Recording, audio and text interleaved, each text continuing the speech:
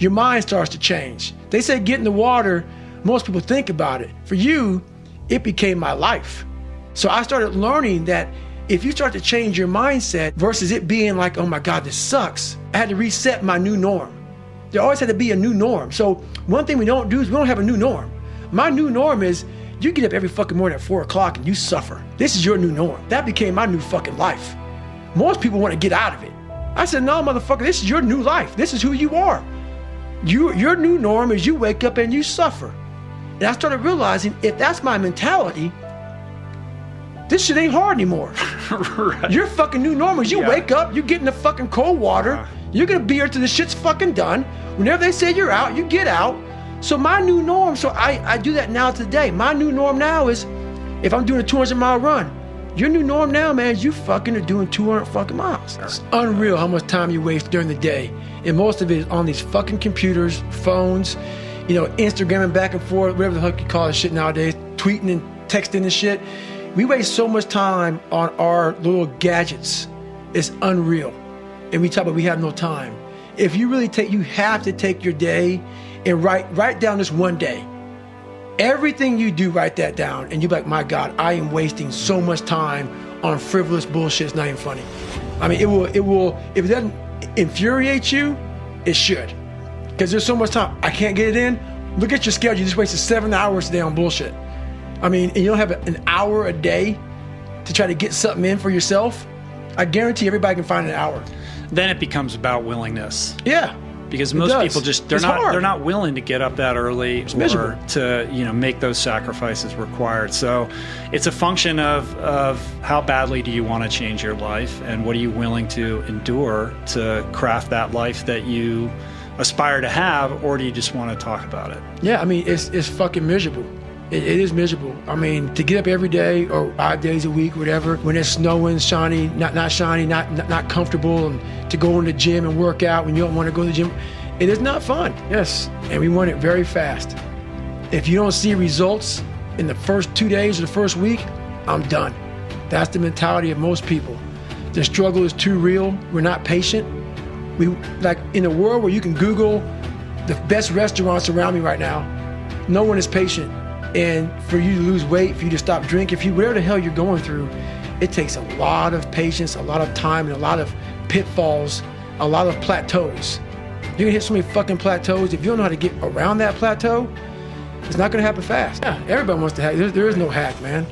There's no hack. What do you think is the biggest stumbling block that most people face with this kind of journey?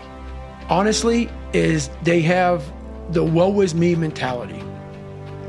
It's too hard. Life isn't fair. These things in life are not easy for me. You look to your left, and you look to your right, and you start to judge yourself off other people. Like if you're a female, well, she's skinny and she doesn't work out as hard as I do, and everything starts to corrupt your mind. You start to look around too much at other people and what they're doing, and that starts to corrupt your own dialogue. We are judging ourselves against too many fucking people. You have to judge yourself against yourself. And that's the one thing I started learning, man. This isn't a race against me and Rich Roll. This is a race against David Goggins and David Goggins alone. And once you can silence all that bullshit, all the outside interference and things that are attracting your mind to everything, you can then start to grow in realizing I'm stressed out for no reason. This is my own little race. This is my own timeline, and this is how I'm gonna run it. It was important for me to finally realize, stop being all these fake people I used to be, stop being afraid. There was no growth until I cut myself down to nothing, to the person I really was, the real human being. And once I found out who I really was, that's when I started growing.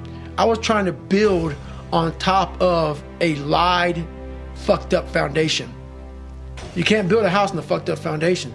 So I had to get down to the actual mineral soil of who I was, and that's when you can start real growth. And what is the role that suffering plays in that, or the willingness to suffer? It starts to peel all those layers away, all those artificial layers away. If you're willing to suffer and go back in the grind, that internal dialogue you have with yourself when you're in misery and you're uncomfortable, it's a real, scary, unfiltered, no lying dialogue. between you and yourself. And people know exactly what the fuck I'm talking about when you're in a bad spot in life and your mind is saying all kind of shit. That's who you really are. That's the real you. No Rocky Balboa moments going on up there. Yeah. Like, hey, you know, it's round 14. Let's come on. We got this. No, it's like, fuck this. I'm out of here, man. This is crazy. That's where the growth happens. When you're able to stay in that moment and talk yourself back into the suck of wherever you're going through, and you start stripping those layers away. But as you're stripping those layers away, you're building calluses over top of shit in your mind. That's where the growth starts to happen, is when you have to force yourself to stay in it. You can't leave. But now I figured out so many different ways and so many different tools through all of the journeys I've been through just growing up, man, just being mature, you know, just being really mature and not holding on to hate. You know, really just letting all that shit go, man, and starting from scratch, and let's go forward. How do you let it go? I don't think enough about people that have wronged me, or situations that have wronged me, because once you've come to a place where you are really happy with who you are in life, no one fucks with you anymore. Even though they're fucking with you, it doesn't fuck with you. It doesn't fuck with you.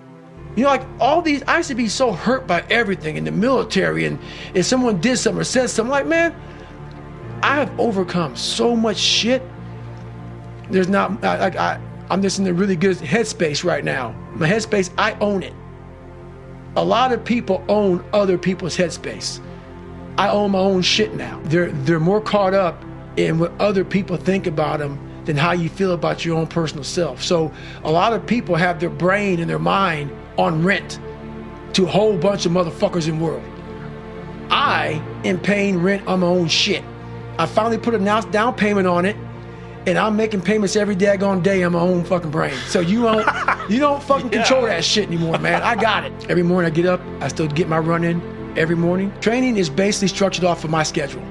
So look at my schedule, and I say, okay, Jennifer, what do we have today? We have this at 7 o'clock in the morning. Roger that. That means I gotta be up by 4 o'clock in the morning to run. That's how it works. That's how all my shit works, who I am today. And it comes back from hard work. It comes back from having that very minimalistic mindset. And when you're out there, man, and you're 43, and I've accomplished a lot of shit, you're out there with some 20-year-old kids, and you're nobody again. Being nobody, there's a lot of power in being nobody. There's a lot of power from going to scratch again and going back out there, picking up a Pulaski and just digging fire line. You're just another guy on the line, digging a fire line. And there's no text message. There's no, my God, David, can you sign my book? No, motherfucker. Get your ass out there.